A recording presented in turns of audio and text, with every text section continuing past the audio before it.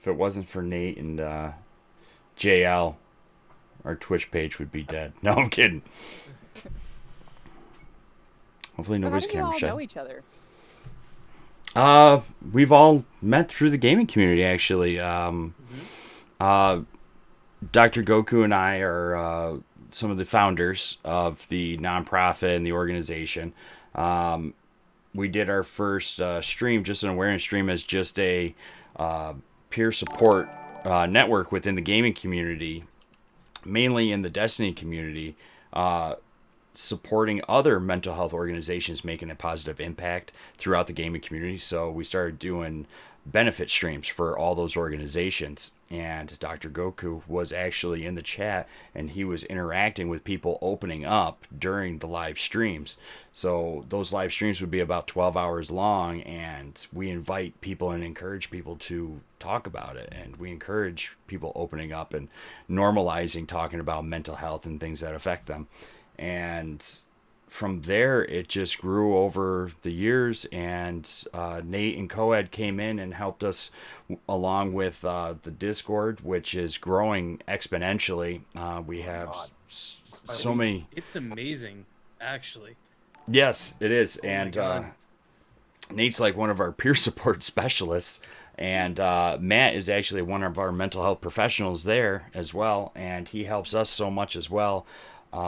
I am a crisis counselor with Crisis Text Line, so I take from the experience from that platform and pay it forward to the platform that we're interacting with gamers and other people with Discord and those areas. And Doc Goku is there as well, and we all work together to try and bring more resources, support, and just normalizing talking about mental health and promoting mental health awareness throughout the whole entire gaming community. So the podcast is actually one avenue for us for doing that. And we're working on so many different things right now. Uh, Too many things. very, Too many very things many. going on at the same We have time. some great programs that if we could all just get on the same schedule, we would be more than grateful to get them out and, in everybody's hands. And we got one done, and we're sending it to some of our peers to look over. And we're also working on other things like Twitch bots and stuff like that. We actually created one for Discord itself that is actually called the RTS Bot, stands for real time support. It's a on-demand mental health resources bot with over 168 different resources available on there at any time.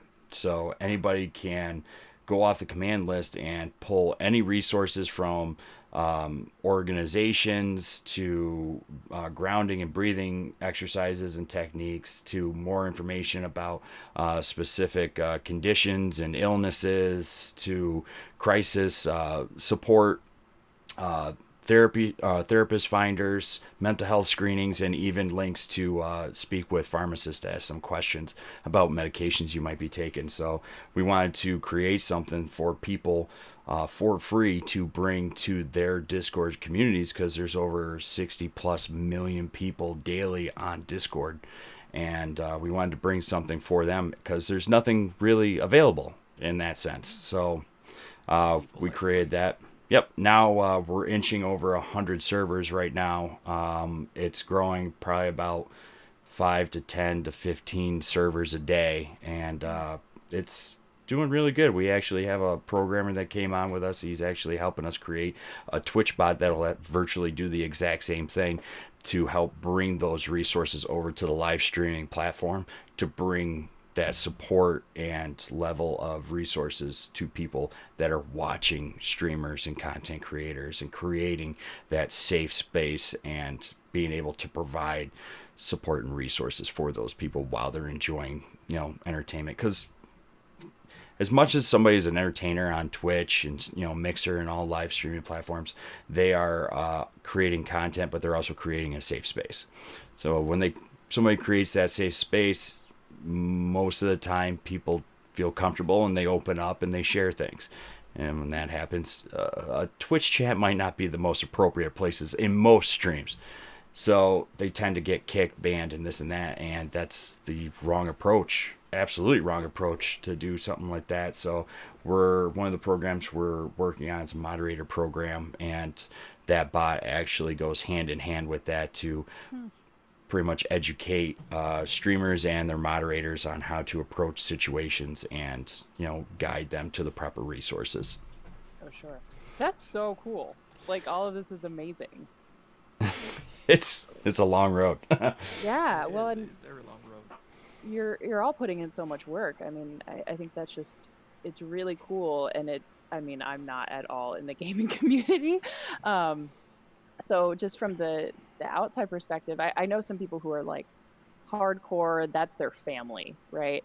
But I also know a lot of people, especially other women, who are like, I love gaming, but I don't ever, I would never speak in those places. And so I think that I've definitely heard different sides of what some of the communities can be like, and just the fact that you're using your experience and the fact that you are in that area and there's other people in there who need your help and need that, that you're not saying, okay, get off this platform, go somewhere else, but rather being like, hey, there's support within this. Yeah, that's really cool. Oh, absolutely. I mean, if you think about it, there's gamers are literally every career and walk of life around the world. You think of a world leader, guaranteed they played Tetris before, you anybody, and it's I know it's a terrible example, but it's just so on the point that there are mental health professionals and doctors and people that can really make a difference in other people's lives that are gamers that can relate to one another off that. And that was one of the things we actually sent a thing to. I was going to talk to Dr. Williams about this, but we reached out to an organization to get permission to start building an index of mental health professionals within New York State to start out with, to start building an index of professionals that have a gaming background. So people reaching out to us we can guide them to those professionals, or they can search a database and see which ones that are near them that have played a video game, play actively, a tabletop, this and that. That way they're comfortable, and it kind of breaks the ice and makes it a little bit more relatable, and it makes it more comfortable for them. So we're working on multiple things, but yeah, it's just, I mean, I would have never have known Dr. Goku right here was a clinical psychologist if he wasn't there helping. And it's like, wait a minute, he's a warlock in Destiny. I've seen him shoot aliens 100,000 times. It's like, what do you do? But it's a great example. But That's amazing. yeah, but no. People cry every single day. But we can chat all night, and we are live right now. Thank you everybody for tuning in with us. Who feel like doing the opener tonight? So much silence. With his fancy new mic setup, I think he gets that. I don't even have it open. I don't have it open. I don't know. Now, generally, I'm still new. I can't do it. I'm too new. I'm too new. I'm too fragile. You should probably put that at the top of the notes. So. What? New guys have to read the intro? I gotta go. I'm so sorry. Yeah. My fridge is running. Yeah. Gotta go catch it. Yeah. No, if you guys are, if you want me to, I'll do it tonight if you want. And I'm sorry. I don't even know where it is anymore. High up in the Discord. I think Dr. Do it Goku till is you very. can. I can do it as well if you want. Can you turn your mic up a little bit, Dr. Goku? It's low. How about now? Any better? A little more. How about now? Perfect. All right. I like Make it sure I'm when not peeking. I like it when you do it. And you have the voice right now. Mm-hmm. I have the voice right now. I might just splice this for every episode going forward, just so you know. No pressure. Sure. So let me start. So everyone ready? Do we clap? Yes. Let's do the clap. 1, 2, 3. Hello, and thank you for joining us once again for the Guardians MH podcast. I'm one of your hosts, Dr. Goku, and tonight we have Joe, How we doing? Nate, How's it? Alan, Stop. And Matt. Hey, hey. If you're joining us for the first time, Guardians MH is a 501c3 nonprofit focused on promoting mental health awareness throughout the gaming community and being a first step assisting individuals with gathering meaningful resources in a safe and inclusive atmosphere. Our podcast is another way to normalize talking about mental health and is a fusion of mental health topics and gaming. So tonight we have the honor of having our guest, Dr. Susanna Harris. How are you doing, Susanna? I'm good. I'm good. I'm still getting used to the term doctor, but It takes a while, very good doesn't to it? be here. Yeah, yeah. I got the PhD in microbiology almost a month now ago. Congratulations. Oh, so Congrats. it's fresh. Wow. It So is. you really are getting acclimated to being called doctor. Yeah, well, and that combined with the fact that I'm seeing like 3 people a week, it takes a little while to settle in. Well, congratulations. That's a huge accomplishment. Well, thank you, and Absolutely. thank you so much for inviting me on. Thank you for coming on with us. It's such an honor for us, actually. I think I speak for all of us where we can, we can't thank you enough for coming on. It's just such an honor to have you on and talking to us and tell us a little bit about the organization that you helped found. You feel like diving into a little bit, tell us a little bit about yourself and about PhD Balance? Yeah, absolutely. So, uh, taking it back a little bit, I just finished grad school. It took about 5.5, almost 6 years. And a few years into it, about my third year of grad school, I ended up in a really bad place. I felt like I didn't belong anywhere. I really didn't have a lot of close friends, and that was partially because I had been isolating myself, really struggling in my research. And it got to a really dark place for me. And I talk more openly about that other places, and we can go into it as well. But basically, I felt really alone in that. And thankfully, I had a therapist at the time and kind of worked through some of the things. And sure enough, things did get better. And basically the next year, what was really important is that there was this paper that came out in a really big research journal called Nature Biotechnology. But basically it's mostly skewed towards research scientists, and it showed that around 40% of graduate students were dealing with signs and symptoms of severe anxiety or depression.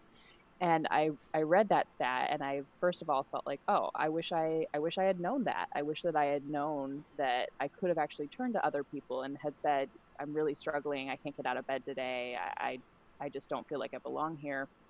Um, and then the other piece was that looking around at the people I was with, I said, well, there's no way that this 40% is represented in my group of people. So basically, PhD Balance started just as an Instagram page to put up pictures of what we see in everyday life in academia in grad school, which is like very smiling, successful people, and then have their more real story at the bottom. And it's been about 2 years, and since then we've expanded to different platforms and have gotten to do some speaking events and things like that. That's I fantastic. That's just amazing. learned about PhD Balance not long ago, and I wish I had it during grad school. Oh, I bet. Grad school Yeah. is grueling. Mm-hmm. Yeah, I mean, that's honestly my favorite thing to hear, and you might be surprised at how often I hear that. And most people who work on my team with me, that's essentially why they do it, is they say, I wish that this had existed a couple years ago, or yeah, that they wish that they had gotten these messages earlier on when they really needed to hear them. And so they're kind of, similar to what all of you were talking about, of just kind of paying it forward or paying it back, however you want to see it. I 'Cause remember. watched Oh, the sorry. video that was on that you posted not long ago. But I think it's an older one on the Monty Mhm. video Mm-hmm. that really resonated home in terms of having gone through that difficult time. Grad school for me wasn't an easy time either. I hit a roadblock within my first year and really struggled, and it took everything just to kind of get through. Mm-hmm. And again, that really resonated, and it's something that I feel so many people struggle with. Mm-hmm. Mhm. Yeah, I distinctly remember a few breakdowns in when I was in NYU getting my master's, and just the stress of it all, working full time, doing an internship part time, going 3 days a week to classes, multiple in a day. It's I the way that I put it once was I really did put blood, sweat, and tears into my college degrees. Hmm. Hmm. Oh yeah, absolutely. I mean, it's sort of a bizarre time, and I think now more than ever we're learning what isolation and what not knowing what your future looks like and not having very good guidance, like what that does to people, no matter how strong or successful they are or anything like that. It can be a really lonely time, and it, the more you talk about it, the more the stories come out, which is quite interesting. Because you don't really hear the stories of what's behind grad school. When you're applying to grad school, you hear, oh, it's going to be hard work, but you don't necessarily understand how much Hmm.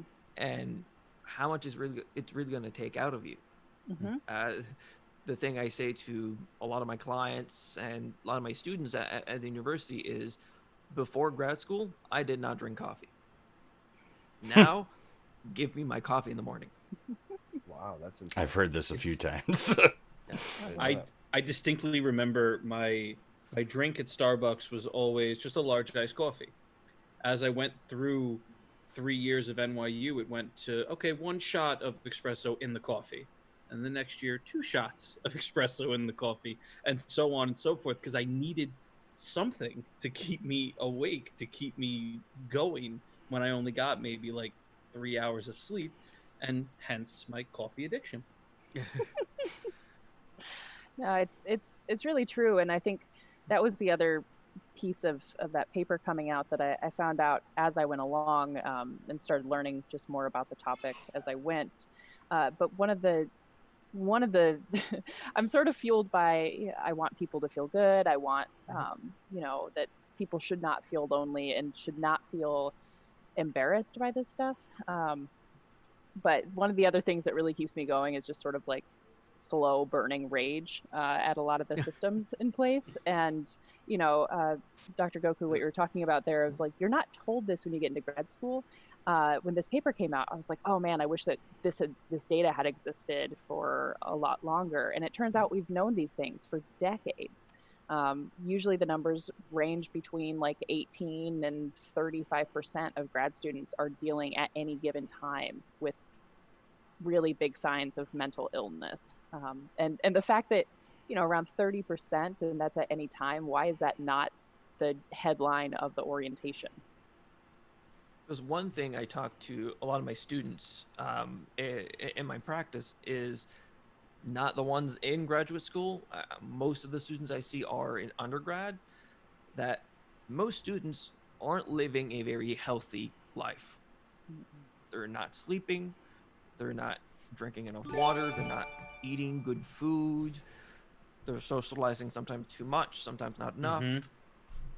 It doesn't get better in grad school. Grad school's kind of lighting a match on an already burning gasoline fire.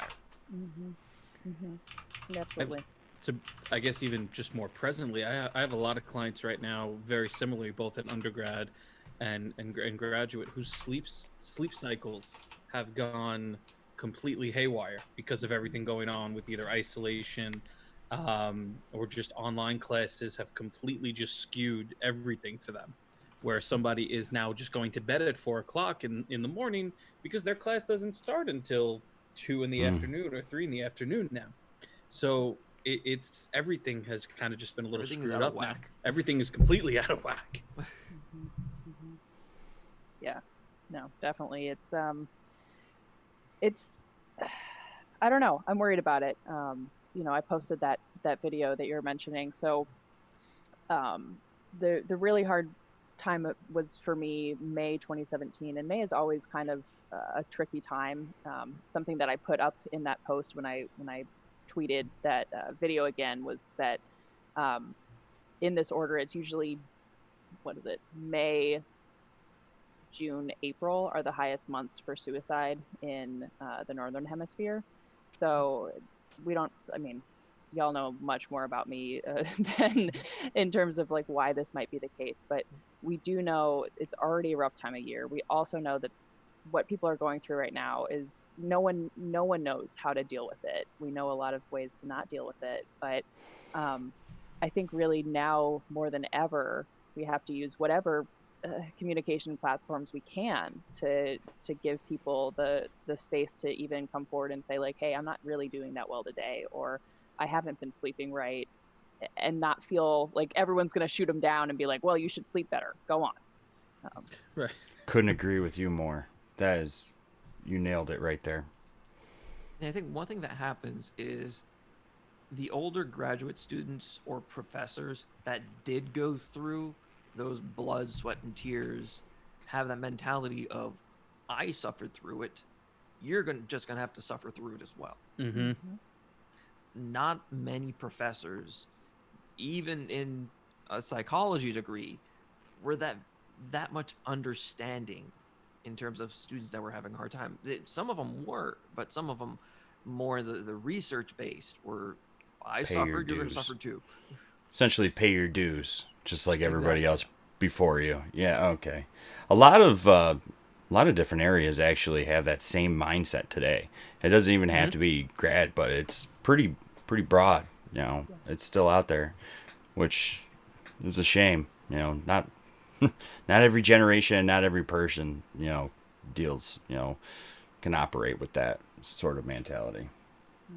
And when you really think about it, do we really need to suffer to prove a point?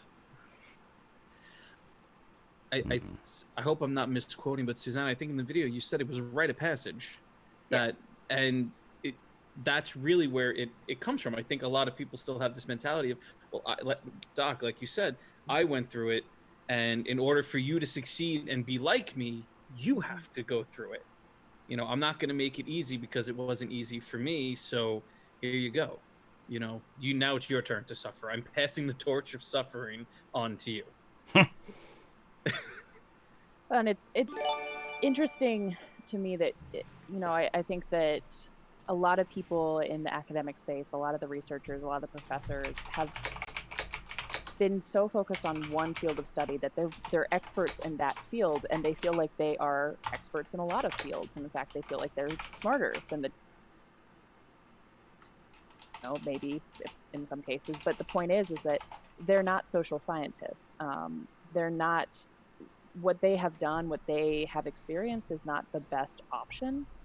But they still have this feeling of like, well, if there was something better, I would know about it just inherently. And the more experienced they are, the more likely they are to kind of fall into that Dunning-Kruger effect of being like, I know just enough to know everything about this topic. And I do think there's some generational aspect. It seems like the younger generations of professors are more open to the idea that mental health is an issue.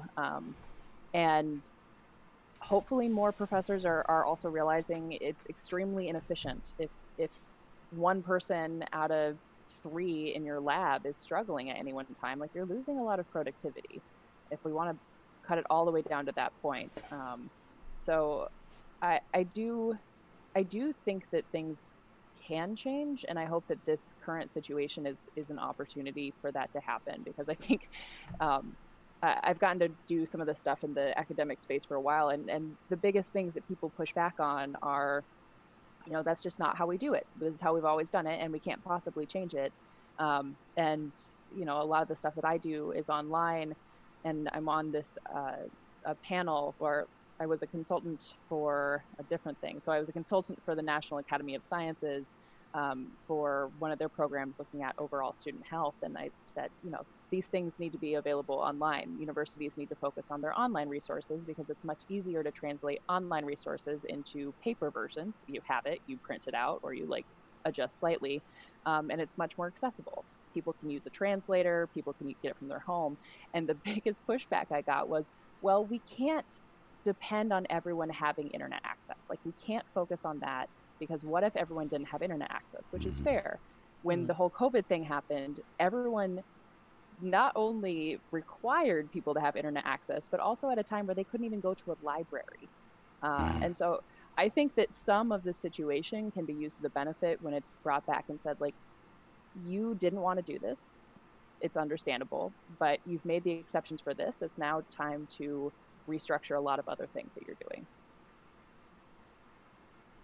Yeah. That's a very good point. Yeah. Just because sometimes, like you mentioned, they're so set in their ways that they're very resistant to anything new. Mm-hmm. But sometimes you have to bring in something new for things to move forward. Science is about moving forward. If we're always stuck in the now, we're just limiting progress. Mm-hmm. Absolutely. Well, and I mean, what all of you have done in this space as well, it's not, when people think about gaming, they're certainly not usually thinking about, oh, there's good places for mental health in there, and there's people who want to support each other's mental health. And I think if something needs to exist, there's ways to get it in there. Absolutely. And the fantastic thing is you're seeing it more and more these days. And over the last 3 or 4 years, you're seeing a lot more support coming up in this space and on these platforms than you did even in that short amount of time. And it's actually incredible. It's one of the things we actually love and kind of pride ourselves on, is being able to bring awareness to those organizations as well, because speaking in this arena is not every organization is a one-stop shop, and it would be kind of naive of us to think so, like come to us and talk to only us. No, every organization and foundation and group does something truly amazing for people and incredible, and they all specialize in something, and we love being able to promote those organizations and foundations because we know how much of a positive impact they can have. And it's better to work together. Exactly. If we work together, we could do so many more incredible things for people and make this space a truly accepting and normalize mental health, because it's going to carry a stigma for a long time, and it has for a very long time. So if we can make this is an area that, like you said, you wouldn't really think that there's a lot of places for accepting mental health and issues and conditions, but it's one of those where it's growing very quickly, and it's fantastic to see. And I will ramble all night long if you. No, let me. I mean, I think it's great. Sorry, you can interview me next, but have you noticed with the recent changes in the world? I think we've been on, at least North Carolina has had it stay at home for almost exactly a month. Are you getting a lot more traffic through servers and things like that? Actually, I think Nate's probably the best one to answer that. He does a lot of interactions with people. What do you think, Nate? There's actually been a pretty good uptick in actual number of users in our server and quite a few others that I've been in that have a Let's Talk type channel. And even with the users, the existing users, it's been very, very rough. And we see people that are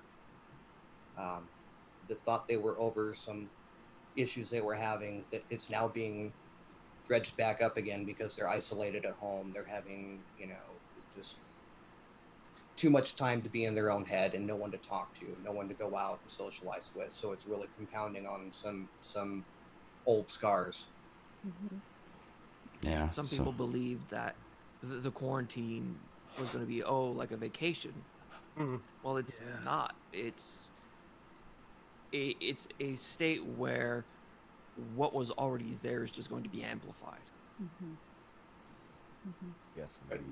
Not only do you have the stress of the collective trauma of the pandemic, you're not really eating well, hopefully you're drinking enough water, sleep's all over the place, you're concerned with finances. Things are very tough for a lot of people. That is so funny you brought up not eating healthy, because I'd say 2 months ago when it started to really impact out, socially in stores and this and that. With the company I work for my day job, our numbers are quadruple of what they usually are this time of year because it's salty snacks. And we actually pulled a lot of data and statistics from the four largest grocery chains in the country. And there is a massive trend over the last 2 months of people going away, stepping away from healthy eating and going towards salty snacks, pretzels, cheese whiz, hot pockets, and eating all that comfort food that they, were walking away from, eating, vegetables and this and that, and watching their carbs and exercising. As soon as they couldn't do that, they're right to the comfort food with that quarantine, and they're gonna, I think it associates with a little bit of that depression that people are getting with being locked up, but also eating not healthily and not practicing self care enough. Yeah, I'm telling my kids daily. They come up to me and say, "Hey, I want a snack," and I say, "Go get a healthy snack. Have an apple. Have a piece of fruit." Because I have to remind myself to do it. Otherwise, I'll do the same thing. Be sitting there eating chips and just terrible, terrible stuff.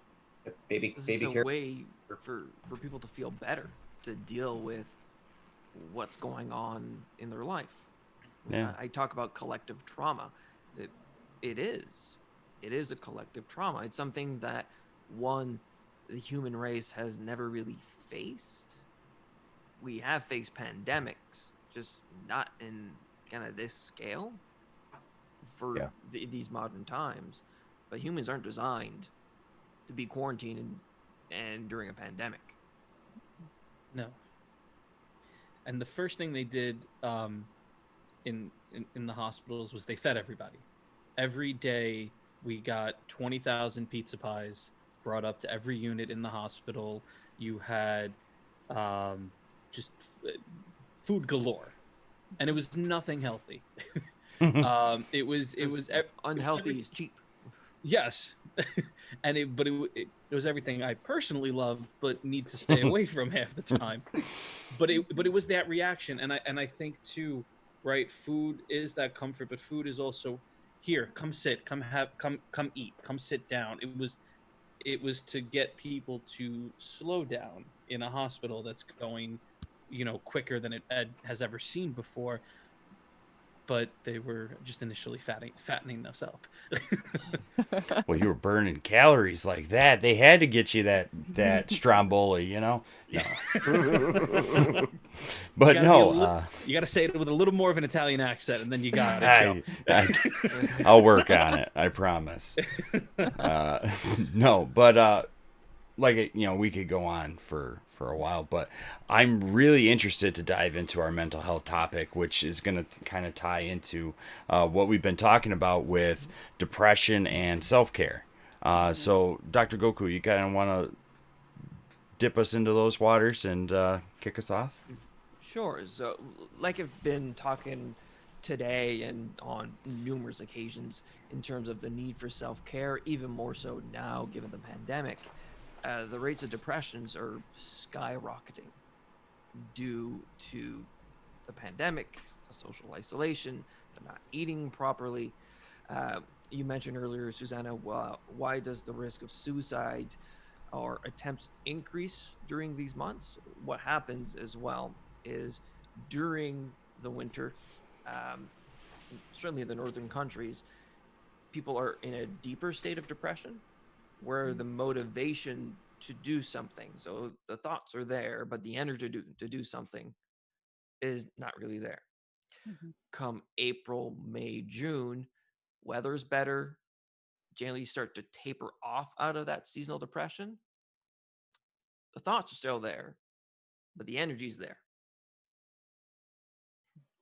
So when we're doing risk evaluations, if someone is in a deep state of depression that has a hard time getting out of bed, a little bit less worried about the person committing suicide. If they're still functioning on a day-to-day basis, but having suicidal ideations on a day-to-day basis, more concerned. That makes sense. So I want to kind of throw it out to you in terms of your experiences with depression and how you have been impacted by depression, but what the message you're trying to bring across for people who are suffering from depression. Because I know that PhD Balance got a rename from PH Depression to PhD Balance. Yeah, you did your homework. Yeah. So when I originally started it, it was called PH Depression. And again, really all of this came from the fact that I wish that I had been able to talk with more people about my depression. Um, Going back, and if you do watch that Monty video, I definitely had mental health issues for a very long time. And had some of these suicidal ideations. I remember the first time I had that, I was a junior in high school, and it scared the hell out of me. And I just thought it was a weird, it's sort of like your brain decides to tell you weird things sometimes. And you're like, oh, okay, I don't know why that just came through my head, but all right. And had a really hard time in college with like more isolation, definitely kind of careless or um, dangerous behaviors, things like that, in terms of like drinking and partying and things. And then I got to grad school, and I kind of had this idea that, okay, I had made it, I graduated college, so like checkbox on whatever I needed to do. And I was going to feel like I knew what I was doing. I had finally gotten into grad school. And I think some of this goes back to how things are right now for a lot of people, that my first couple years of grad school were okay. I felt pretty, I had dealt with the kind of imposter syndrome thing where I felt like I had tricked people into letting me be there. But otherwise, I was doing okay. And I failed this really important exam. And it sort of reminded me about all those fears and about that kind of background like noise in my head that really was telling me, you shouldn't be here, and you're wasting everyone's time by being here. You're kind of a drain on the system. Why would you put other people through your existence? And it was really, for me, like dealing with anxiety, eating disorders, but the biggest one was depression.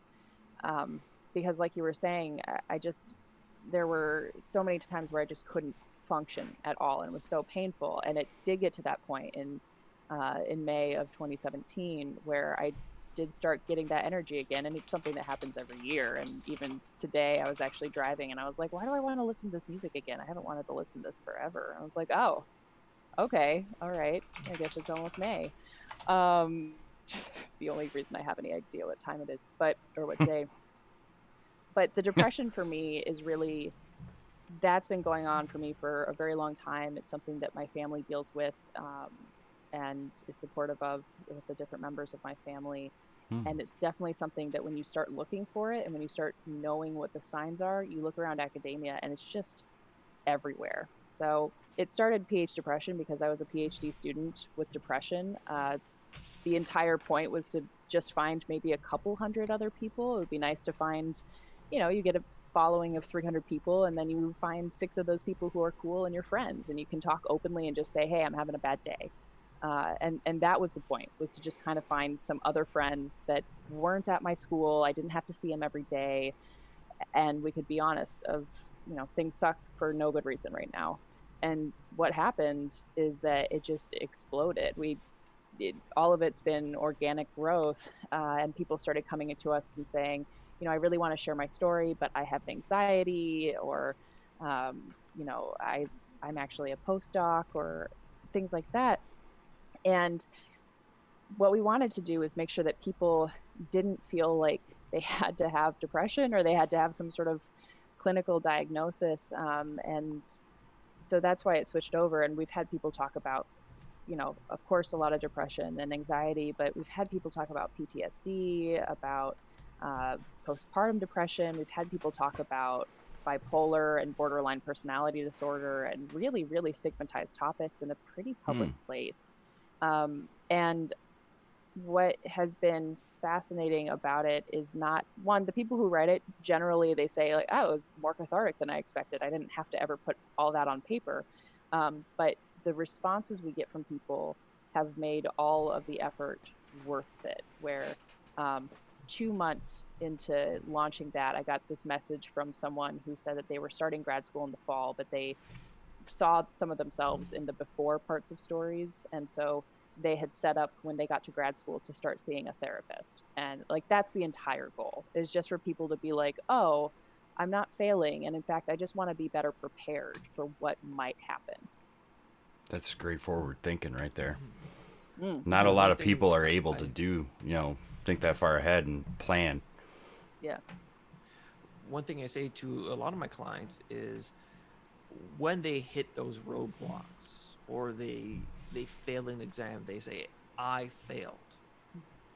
And I help them kind of change the mindset of, you did not fail. There were roadblocks and there were issues that led to you not having the desired outcome. You as a person did not fail. There are certain things that have happened, but they don't define who you are. And people aren't defined by their mental health. Just because you're in a graduate program doesn't mean that no one deals with any mental health difficulties. A lot of people do. It's not because you're a professional that you don't deal with mental health difficulties. A lot of people do. It's what you do despite those difficulties. So the depression is not something that you can really cure. I wish we could. It'd make my job that much easier. But it's something that people need to learn to manage. And to not necessarily become friends with, but recognize the moments when it starts to become overbearing, overwhelming, changing perception, and kind of fighting it off. Now, on that note right there, what are some things that both of you, or actually Matt, you and Susan, I pointed at the screen at Dr. Gook too. You over there. That one, that square. Yeah. That square. I'm sorry, apologize. What are on that note? What are some things people can look for, symptoms or signs that they might be being afflicted by depression? One thing I see a lot in clients, and that I saw a lot in grad school, is having a hard time to be motivated to write a paper. Staring at a blank screen for like an hour. So lack of motivation, maybe fatigue. Yeah.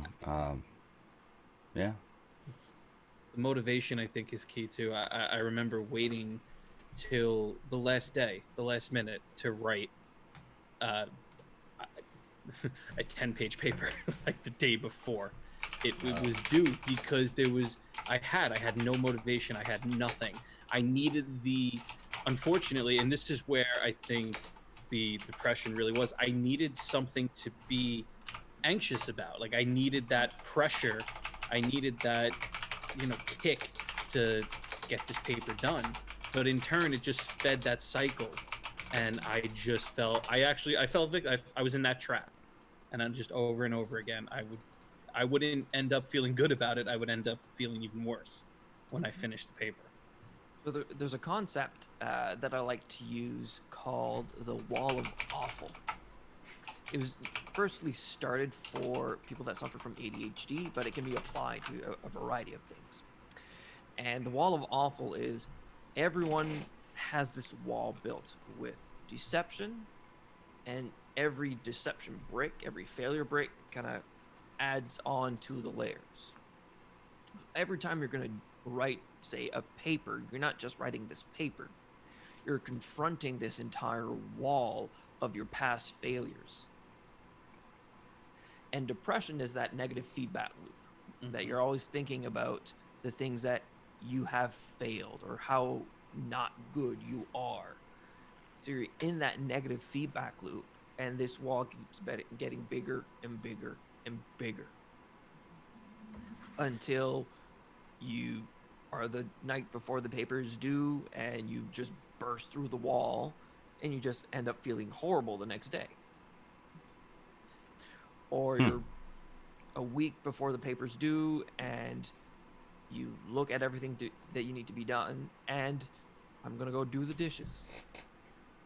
Avoidance. Look at this laundry I have to fold. Facebook becomes so much more interesting when there's a 12-page paper looking at you in the eye. I think the other tried and true symptom of depression is really just that lack of not finding pleasure in the things that you used to. That's a big one.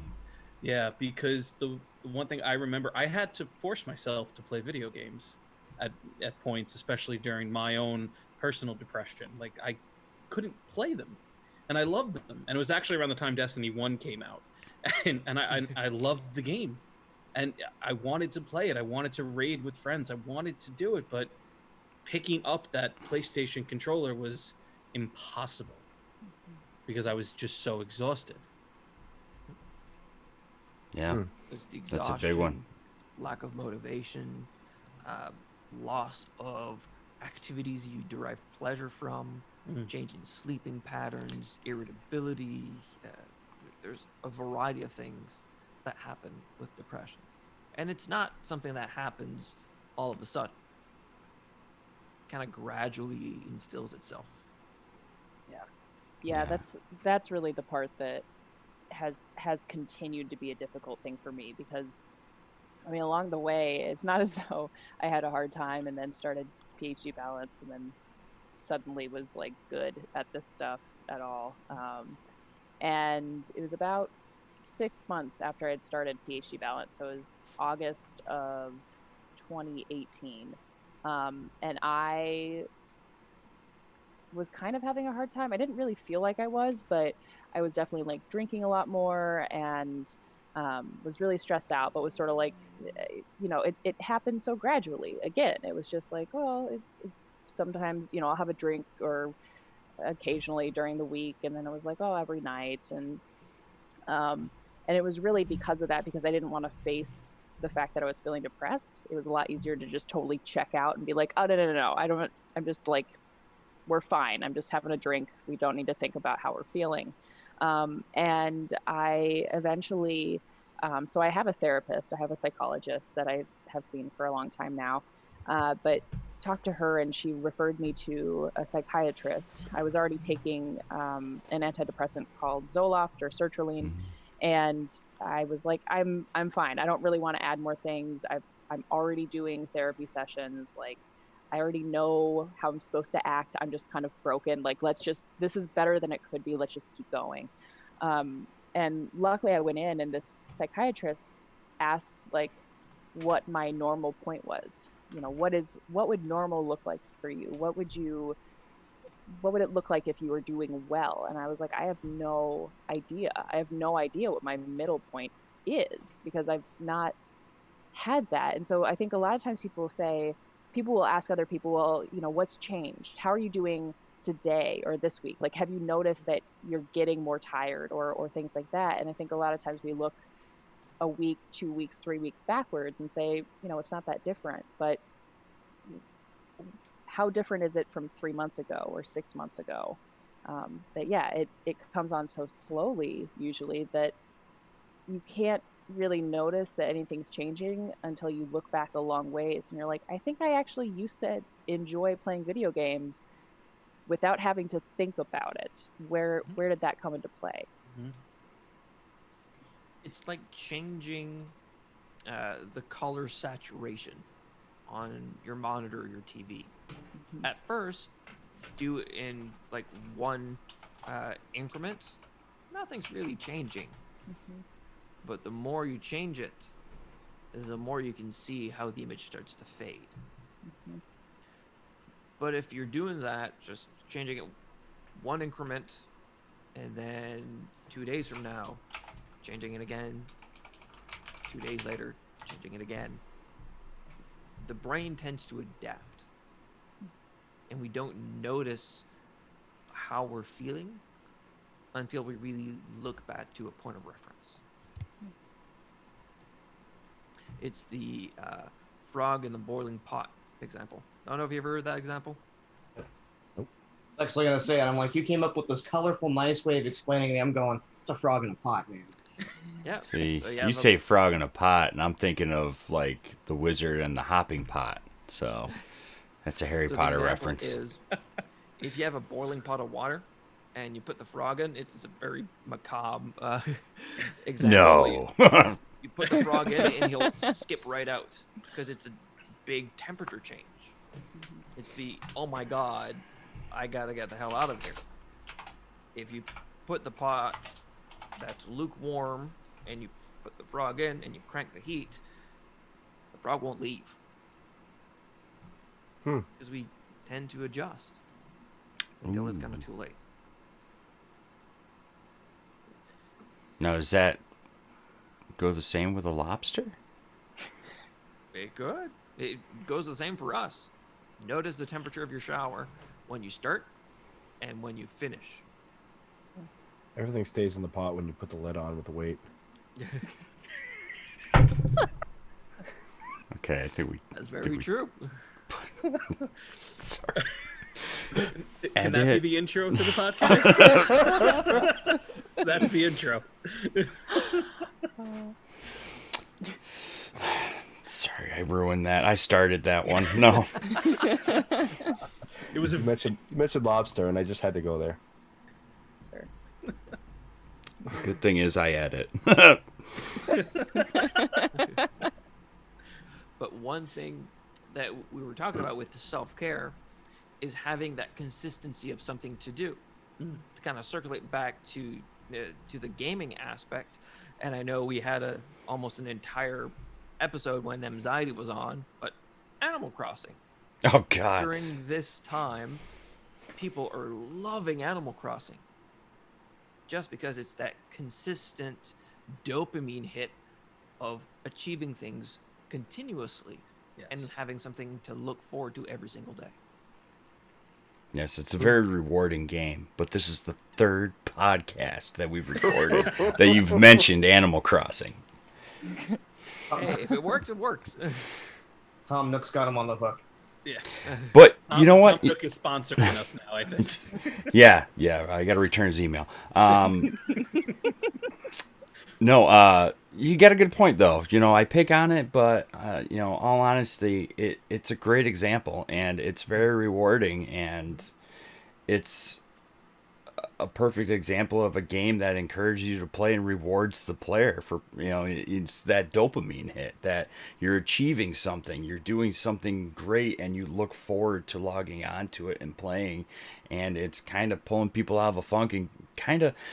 I love how gaming can be a form of self-care in itself, that it allows that temporary, escape from a person's situation if they can get there, but it's only temporary. You can't live there. I mean, but to have a game that you play that is that rewarding can have a huge positive impact on your own well-being.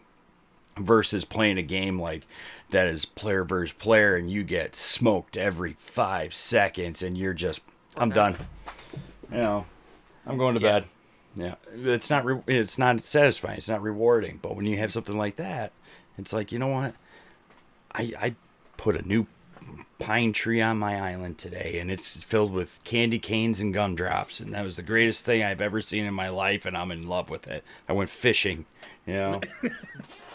One thing I've noticed with a lot of my graduate students and a lot of my colleagues is grad students love lists. They love to make to-do lists in terms of, I have all of these things to do because it's always growing. So you're one thing I say, it's to make a manageable list, not keeping that one big list with you. But what happens as well is every time you check one thing off, you feel good about yourself. So there's a concept called gamification. The app Super Better is phenomenal for that, where you're creating this to-do list, these things that you want to accomplish in your day, but it's giving you experience points and leveling up, and you're gaining new skills for things that you do in your day-to-day life. So it's giving you that source of dopamine hit, that sense of satisfaction of accomplishing something, where writing a page or two of a 10-page paper is just, I worked on a paper, it's still not done. Oh yeah, I had to totally, so when I was writing my dissertation, one of the nice things, I suppose, of timing on things is that I was pretty much I was already working remotely. I was already working in almost complete isolation because I was writing up my dissertation in January and February. So I didn't have that same transition that a lot of other people sort of crash landed into. And what I ended up doing is, instead of doing the check boxes of like, did I get a task done? I just did check boxes of, did I do like 30 minutes of that task? Because that was the problem. I might work for 3 hours and get 2 paragraphs done, or I might work for 3 hours and get an entire chapter like squared away. And it's really hard. I think that our standards, especially now for ourselves, need to be lowered, because going from that place where I was working from home, I was working on something very difficult, and then COVID happened and everyone became isolated. That also allowed me to see, like, this is not working from home. This is not, it was bad before. It's not fun to work from home generally, and it's not fun to finish up a PhD. No one loves writing their dissertation that I've heard of. No. But this is totally different. Yes, everyone's home, but you don't have that same support network. You don't have a lot of those outlets. You don't have that same feeling of someone is going to be there if I really need them. And I think that there are still a lot of ways that people can be there for each other. And I think that there's still a lot of options that we might not be considering when we're in a really bad place of who can I reach out to for help. But I think, I honestly every day now put shower on my to-do list, because sometimes it's hard to shower. And so I get points for that. I highly recommend for everyone to at least look into the app. Yeah. Super Better is, or even there's another one called Habitica. That's really good. That one's a little bit different. It used to be called Habit RPG. It's more of the RPG. You can build a clan, and you're working with other real people that have joined this clan, and the more things you do on your list, the more you're contributing to the clan, and the less things you do on your list, the more you're kind of having an impact on the clan. Yeah. Super Better is gonna just for you, but it's to keep that motivation going. I like the Fog of Maya. Right now, it's a game from friends of ours at a studio, Six Wing Studio, who has created a mobile game that focuses on your own well-being and self-care and meditation. So you play with a little avatar, but it does guided meditations for you and measures out 5 to 10 minute gaming increments to make it not a in-depth game, but something that you could go to for a short period of time, get something positive out of it, calm yourself a little bit, maybe ground yourself, and move on, with the rest of your day. It's a great little tool that I've been using personally. It's in its beta. Because right now, it is great. We need to change perception in terms of the expectations that we had of ourselves prior to the pandemic to expectations of ourselves now during a pandemic. Right now, we're trying to survive. Mm-hmm. We're weathering a storm.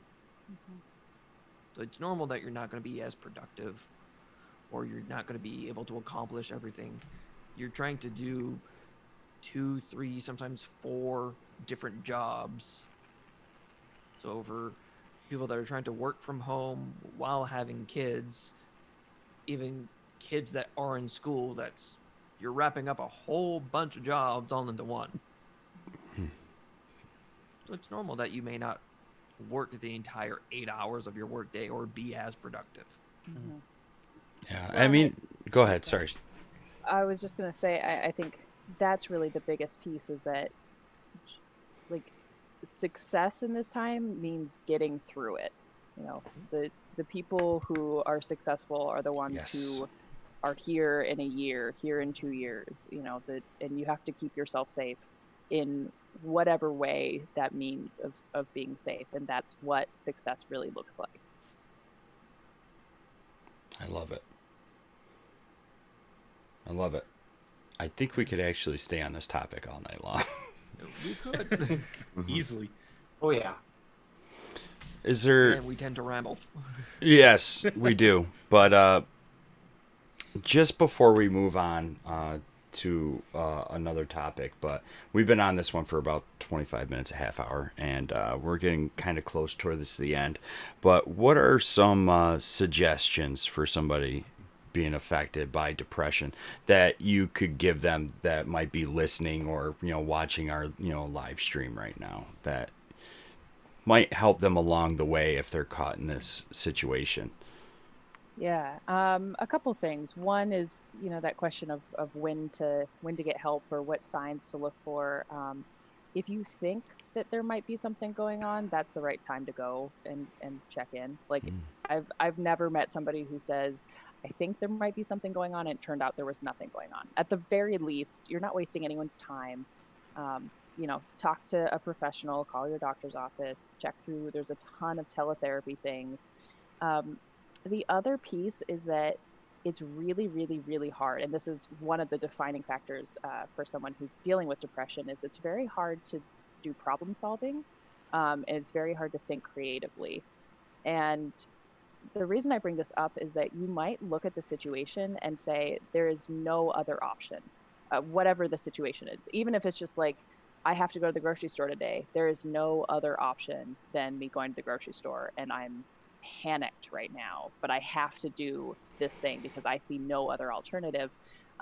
You might not be thinking the way or at the level you normally would. And this goes doubly for taking care of yourself. So you might look at it and say, you know, I can't call my mom and I can't call my friend and I can't go to this meeting that I always go to. And so I have no other resources. And I would just challenge people to try to give other people the chance to help you. There's a lot of times where I don't exactly know what I need.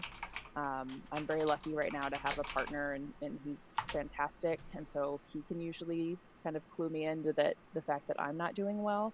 But there's a ton of times where he'll say, you know, are you doing okay? And I'll say, yeah, I'm fine. And he's like, really? And I'm like, I don't know. And he'll say, what can I do to help? And I'll say, I have no idea. My brain, I don't know. I don't know what you can do. But it truly, he enjoys supporting me, and there's other people in my life who do. So all of that's to say, let other people support you because you might not be at your best, but they want to be there for you. And to trust them that they're going to do whatever they think will help you, even if you don't know what that is. Being okay with letting. Mm-hmm. That's a tough one. And just to piggyback on what you were saying, Susanna, there's no wrong time to seek help. Mm-mm. You don't need to be this sick to seek help. Mm-hmm.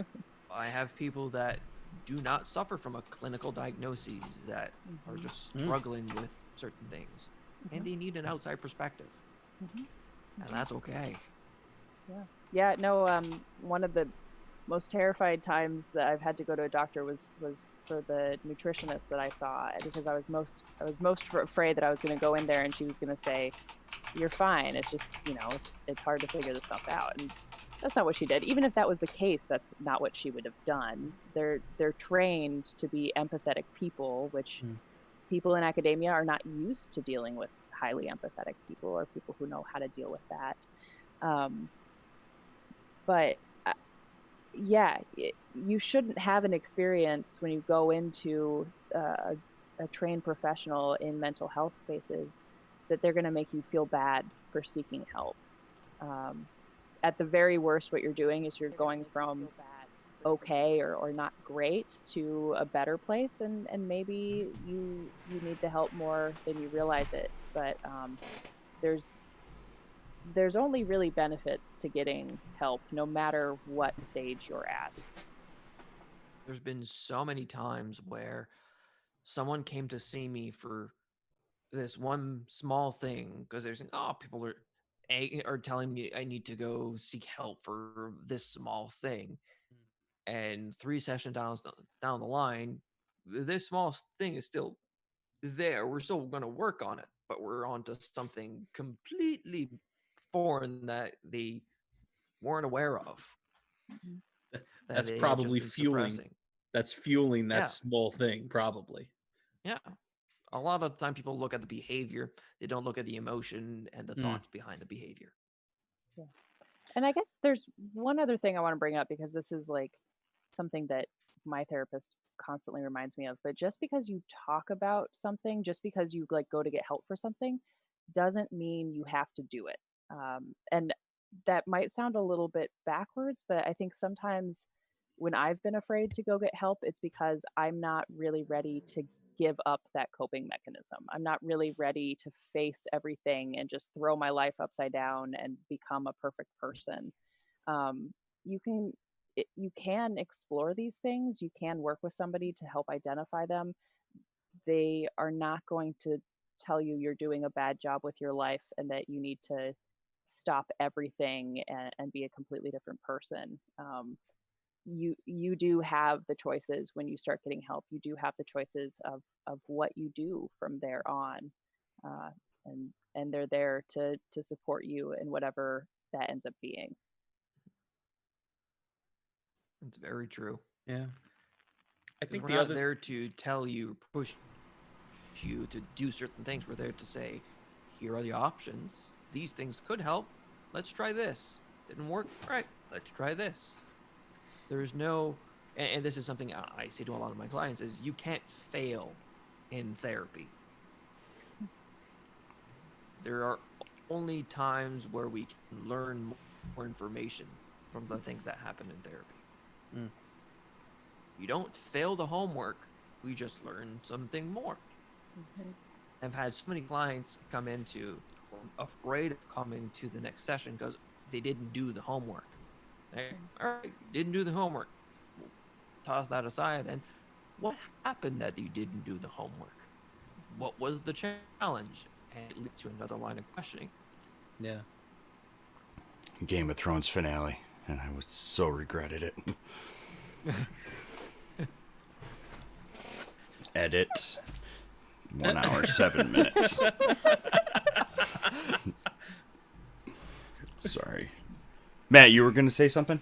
No, I think the other thing too, as a way to help if you are feeling any type of symptoms of depression, is to focus more on that aspect of self-care. Because I think, like we were talking about before, we end up in that negative feedback loop, and I think by practicing aspects of self-care, um, you start to break that habit. Actually, prior to COVID, I was a substance abuse counselor, and I used to give in an inpatient rehab. I used to give all of them in a big group setting a self care assessment, and I'd have all of them fill this out. What were you doing? And I would, and what do you need to work on? And I'd actually be right there with them, and I would do it with them. And you'd be amazed how. And I'm actually looking at the one that I give out to them on my computer now, and they all, unfortunately, it's like ones and twos where they weren't eating healthy, they weren't exercising, they weren't doing anything to better themselves or take care of themselves. And and I tell them, like, don't feel bad about yourselves, but we know what we have to work on. We know what has to get better as we move forward, in their case in recovery, but in this in what we're talking about here, what we need to do to make ourselves just feel a little bit better. No. Yeah, I have the rule that like would I would I treat my dogs this way, which is like that's Mm. baseline.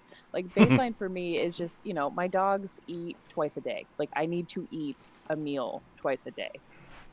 Snacks are fine, but I have to eat a meal twice a day. And like, So- would I tell my dogs have to move, otherwise they get antsy? And would I keep my dog up for hours and hours on end just to stress over something? No, of course not. I would want them to go to sleep.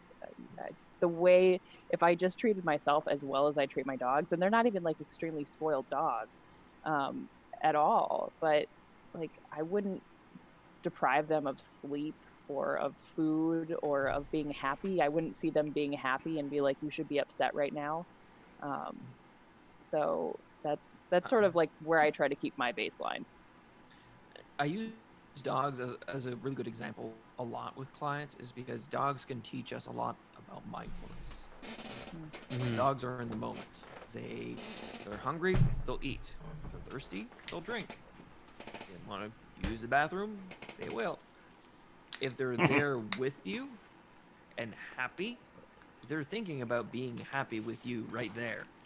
They're not thinking of, oh, what I have to do tomorrow, or the things that are going to come up in a week. They're just there in the moment.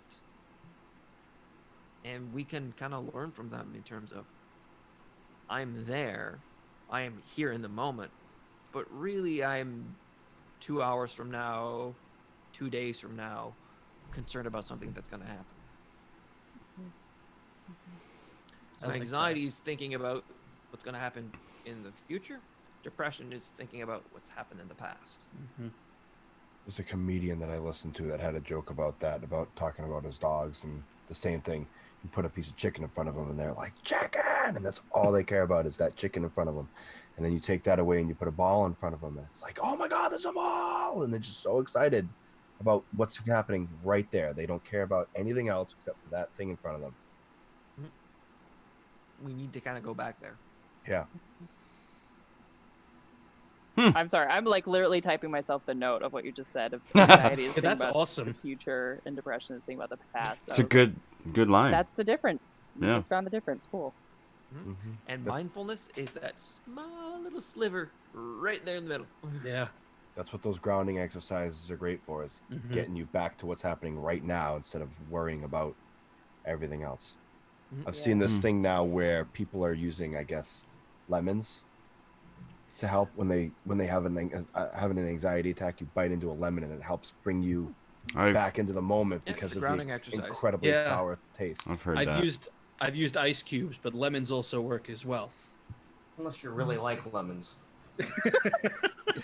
Yeah. Yeah, well, the ice cubes, without going too much on a tangent, because I tend to go on tangents, there's a concept called the dive technique. Yes. What's that one? The DBT tip scales, 100%. which is using the mammalian diving reflex.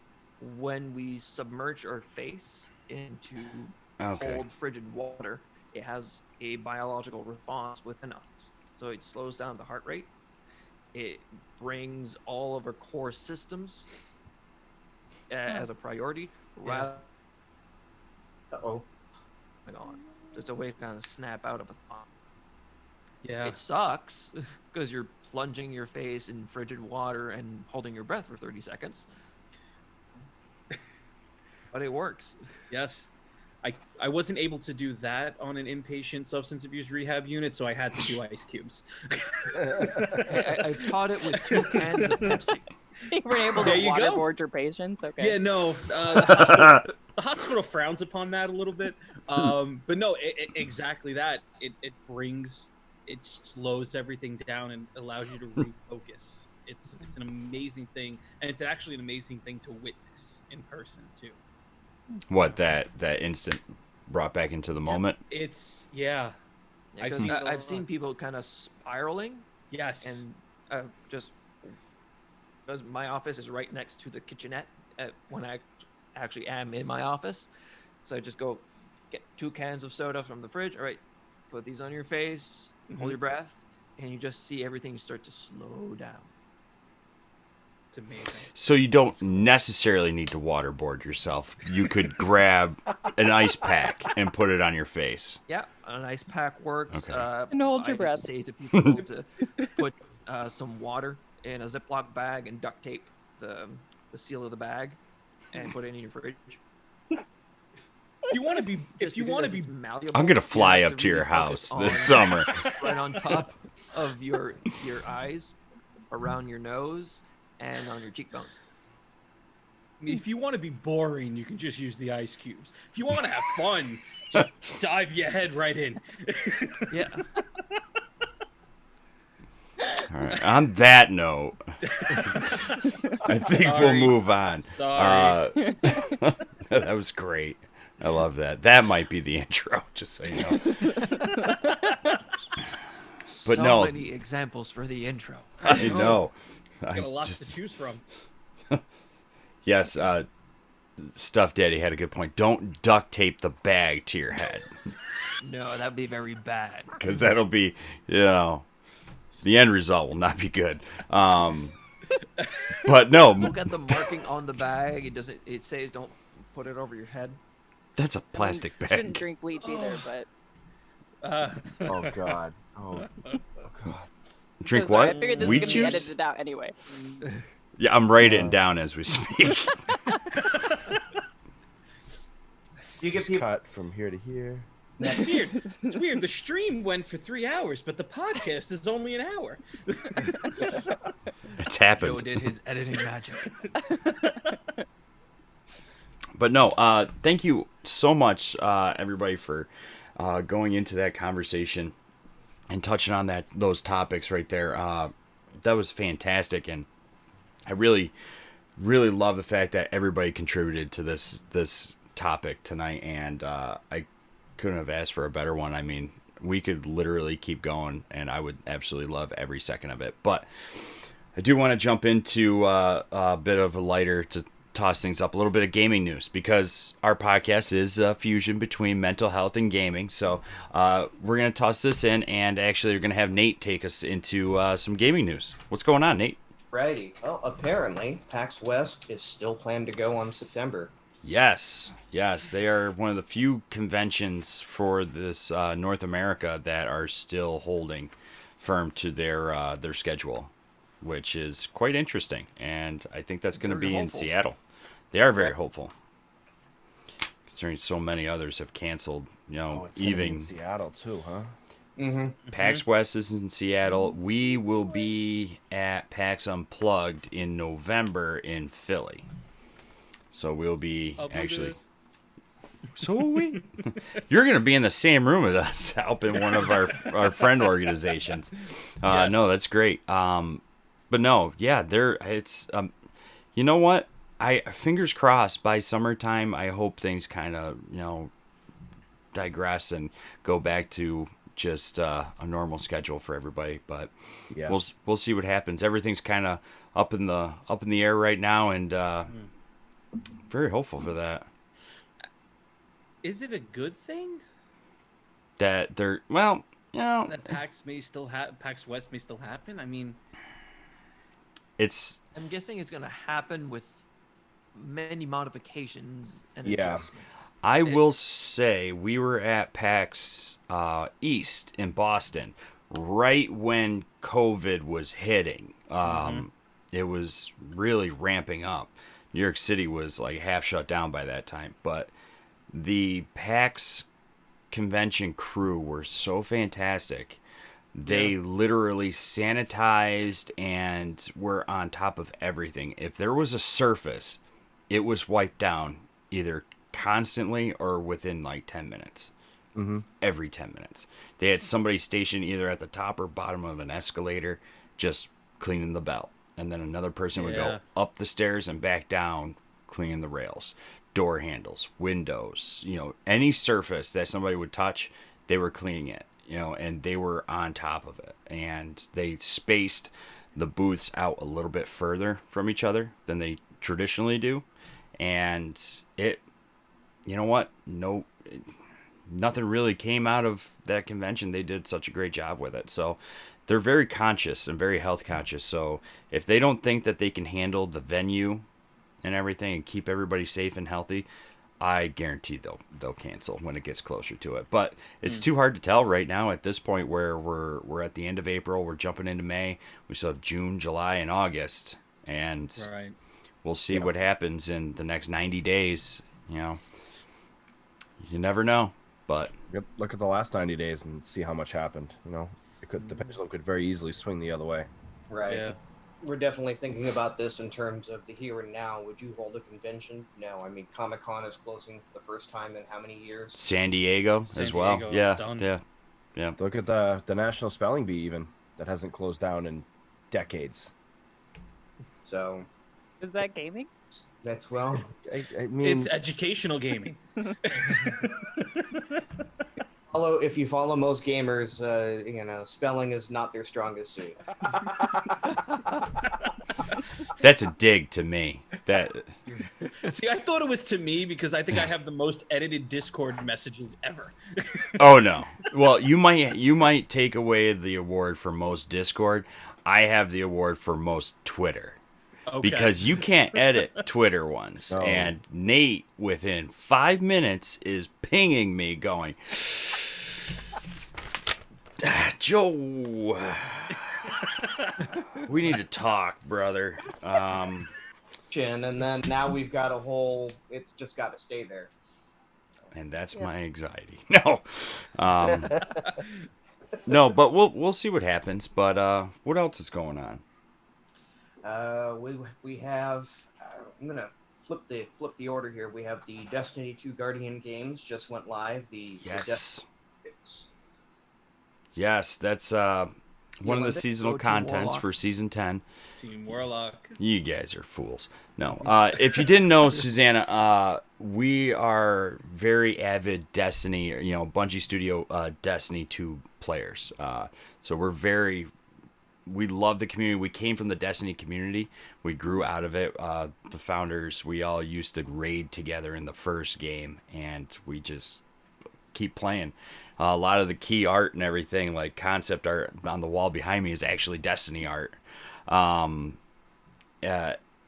This thing is essentially the Olympics for this video game. So it's a mix up between player versus player, PvE, all sorts of different things. And the fun part is they're actually pitting the 3 different classes that you can choose from against each other to see which class is the best. So there's Warlocks, Hunters, and Titans.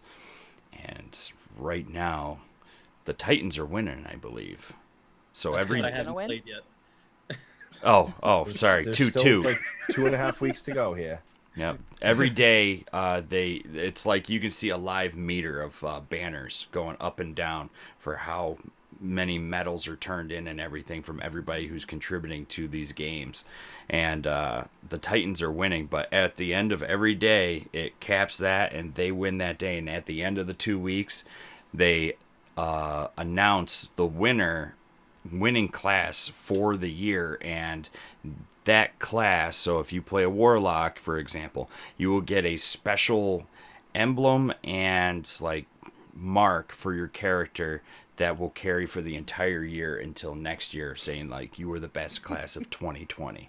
So there's a lot of bragging rights with it, and there's so many funny things going on social media right now with people just crying like, no, what is happening?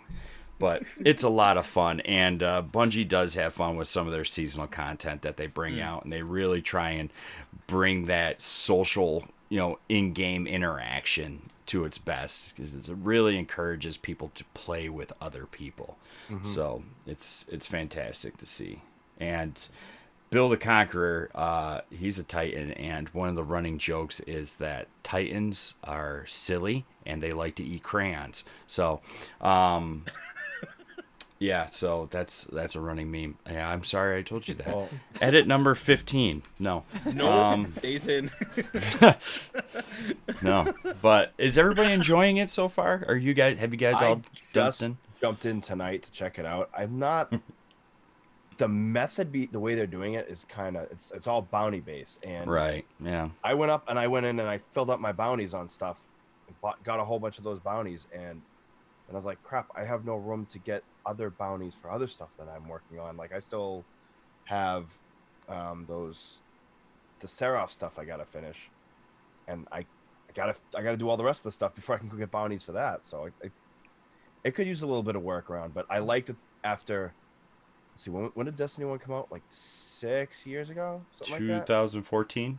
Yeah. Mhm. So after 6 years, they're finally settling the which class is the best debate, because that's been a long, It will Been going on for a always long-standing be. long time. argument.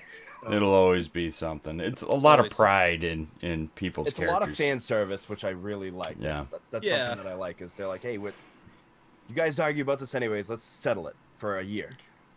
And they're Right. feeding into the memes. I like that. Yeah. I like when a company becomes self-aware. They like to have fun, They're having fun too. I'm seeing some of the developers themselves like even contributing to their favorite class, like let's go Team Titans, and they're going through and they're taking screenshots of their character doing stuff. So it's been fun to watch for this past week. But I think it was a missed opportunity to bring back. There was in D1, there was a very favorite game mode that players absolutely loved that was like a racing aspect, and it was called Sparrow Racing League. Mm-hmm. And I think this was a really missed opportunity to bring that back, even for 2 weeks.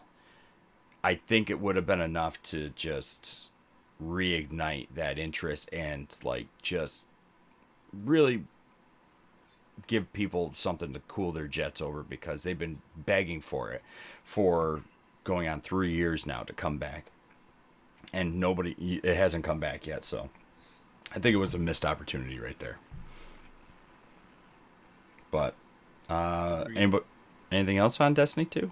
We're going to talk all night about it. I know we are. Well, I flipped it. So let's get to the last thing. 100,000 Nintendo accounts are at risk due to hacking. Yes. It'll leak. Yep. Actually, I think it's up to 160,000 now. Yeah. So, do you have any more information on that? Like that's a huge thing. It's a big number. I had it pulled up, but let me get it. I think it's amazing that something like that even happened to Nintendo, a company who's usually has such a stellar reputation for taking care of their people, has all that many accounts hacked. I mean, But Nintendo's not really known for their online. no, this No. is true. They're not known for online gaming or MMO gaming or anything like that, but they usually try to take care of their fan base, because if it wasn't for their fan base, Nintendo would have gone under a long time ago. So this is an article from our friend over at Forbes, Tassi. He wrote an article saying that Nintendo has been digging into a rather large data breach that has happened on the Nintendo Network ID accounts. Type you use to log in to switch your switches and other devices. They've come back with some rather eye-popping results. The 160,000 may have received unauthorized logins during this breach, and this will actually put at risk your credit card information, your birthdays, your location, your emails, and other sensitive materials and information. So, if you do have one, if you have a Nintendo Switch, change your password. Just Mm-hmm. Change your password. It's a good idea to change your password every 90 days, anyways. yeah. Google Chrome, and I just found this out. It's probably an old feature, but I just found it. They create a password for you, and they just store it. And That's it's a fairly new password. Is it? I mean, okay. new feature. It used to be that it would just store the passwords, but it's a fairly new one where it'll suggest it and then remember that password. Right, you and ever- it's completely random, all characters. Yeah. Have Like, you ever looked at Apple that keychains. password? That thing's like 15 characters. Like, it is like, oh, what's your Hey. password? Yeah. I'll never remember. I got to go home and log in on my computer to get in there. That's true.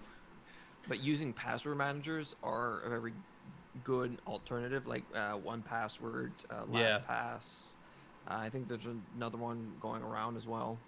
There's also a lot of good two-factor authentication applications out there where you can create. It has a randomly generated code that cycles every 60 seconds or something like that. Yes, I use that quite often myself. Yeah. Is that something that you can put onto your devices, like a Yes, Nintendo actually- Switch and stuff like that? Well, I don't know about Nintendo Switch. I know Google has a Google Authenticator that will work with whatever Yeah. application has two-factor authentication. Because I Don't- use. Go ahead. Here's what I found on the web. Really? What did we find? Is that your Alexa? No, that was my phone hearing me talk to it. That is awesome. I'm sorry. No, Big yeah, Brother's listening. Google is always listening. that was precious. I love that. All right. Does anybody else have anything else for gaming news? No, I think they've been rather slow lately. It has been kind of quiet, but Why haven't they dropped the new like major consoles? Why would they not do that right now? it's a good There's no way to question. go to the stores. I think it's distribution. Yeah. They have no way to get it out, really. If you didn't buy it online and have it delivered to your house, I mean, there's no way to do a big release or anything like that. Yeah, 'Cause they're And they- still on track for holiday of this Right. year. yeah. But I just got an email today from Canada Post saying that packages may take longer to be delivered because we're experiencing holiday numbers of I've heard that. of packages. Yeah. Yeah. I mean, One of my you're one of my home. coworkers knows someone who works in the postal office, and that's what they're saying is it's like Christmas every single day right now. That's scary. Everything's being shipped. Yep. Amazon. I was gonna order some stuff through Amazon, and they were looking to ship out like 4 weeks. Yeah, into May. Mhm. Yeah. Yeah. Now, So I work in aerospace, and one of the big things, like, people have come to me and like, why do they deem you essential? Nobody's flying planes. And I go, how do you think your freight gets around? I went, oh, Want that new headset, don't you? That you Right. ordered. You know, yeah, that's exactly. that special teal spatula you just ordered. That's how it's gonna get there. I feel personally attacked here. I have a teal one. I just bought it last week. I'm not ashamed. I love it. I think it's the best thing in the world. It's silicone. It's great. Soft Okay, handle. that said, consoles, they typically release them around the holidays. That's just the numbers have always said that vets out the best for profitability. Yeah, it's a big shopping time of year. So right after Thanksgiving and you get into the first week of December, you drop a new console, your sales are going to be through the roof. And especially when they've been hyping it up for several years. I mean, I think we did have something like the PlayStation 5 has just released more of its specs on its actual system, which essentially these things are more powerful than my beast of a PC, gaming PC now, just contained into a console. And I curious what the price tag's going to be on them, and I'm curious to see what the final graphics are going to look like. It's gonna I'm be still- interesting to see what's going to happen with the financial repercussions of everything. Oh, from Yes. all How this they're and gonna going price into the consoles. Yeah, you got a good point. I know there is and it's when we were talking about Nintendo Switch, there is actually a shortage of Nintendo Switches in North America. No, they're sold out everywhere. Absolutely. Everywhere. Online to Walmart's, you name it. Targets, everybody. Every online retailer, not all. A few Some of are them price actually- gouging. A few of Everyone them wants to play deemed, Animal Crossing. yeah, and a few of them deemed the Nintendo Switch an essential item. Yeah. Yes. No kidding. Yeah, stores actually wrote under their list of essential items what was sold out. I want to say it was Walmart. They had Nintendo Switch. They were sold out as an essential item. Wow. And Yeah. I actually do not blame, but I do give it to Animal Crossing for doing that, actually. Not to Hey. talk about Animal Crossing again. I'm sorry. It's too late. It was already mentioned once. No, but awesome. No, yeah, well, we're at an hour and 30 minutes now. I think that's a good time right now. I think that's about it for us Wraps for us up. tonight. Yeah. While we wrap up, does anybody have any closing remarks they want to make or anything like that before we start closing things out? The only thing I can say is for everyone to keep safe, stay healthy, and mental health is physical health. So make sure that you're staying mentally healthy as well. That's sunlight. Get that Yeah, sunlight. get the sunlight and vitamin D. Took the words out of my mouth. Not the sunlight thing, but everything before that. No, awesome. And Susanna, thank you so much for coming on with us and hanging out and chatting with us. It's been such a blast and such a great conversation. Why don't you tell us where people can find you on socials and more from PhD Balance? Yeah. No, thank you for having me on. This is really fun. It's nerds are nerds, so it's nice. It doesn't Right really on. matter what corners you're in, if it's academic research or if it's gaming. It's like people love the stuff they do, and it's a great way to connect. Yeah, this has been really fun. You can find me. I stay on Twitter and Instagram mostly. That's at Susanna, Susanna, the letter L, Harris, Harris. But more importantly, PhD Balance, where you can see, I mean, we post 2 or 3 stories, personal stories every week of academics, normally grad students, dealing with different issues from mental health stuff to imposter syndrome to advisor relationships, a bunch of things that you don't normally hear talked about, as well as some tips and things. That's either phdbalance.com, so that's our website, or you can find us on Instagram and Twitter at phd_balance. Awesome. Fantastic. And we're Guardians MH podcast. You can find us anywhere you get your podcasts on all your favorite podcast apps and sources. You can also visit our website. It's guardiansmh.org. We also have a great Discord server where you can get in contact with mental health professionals and ask them questions, get guided to proper resources, and a fantastic and very strong peer support network there too. And we have a ton of resources there and on our website. You can find a link to that Discord on our website or pinned to our Twitter account, and our Twitter is GuardiansMH as well. And it has been a blast chatting with everybody. Stay safe, stay healthy, and we'll catch you next time. Have a great night, Bye, everybody. Bye. Bye. Actually, we will see if I remember how to do this.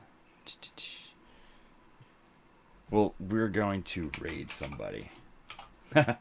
Raid. If I remember the Discord's correctly. been growing kind of over these past couple weeks. Oh dear, has it been? It's been Yeah, we're over amazing. 500 I people love seeing now. it. Wow. Discord favorite list up Lauren playing Animal Crossing. Okay, so what is going on with Discord? Is this like a version of Slack?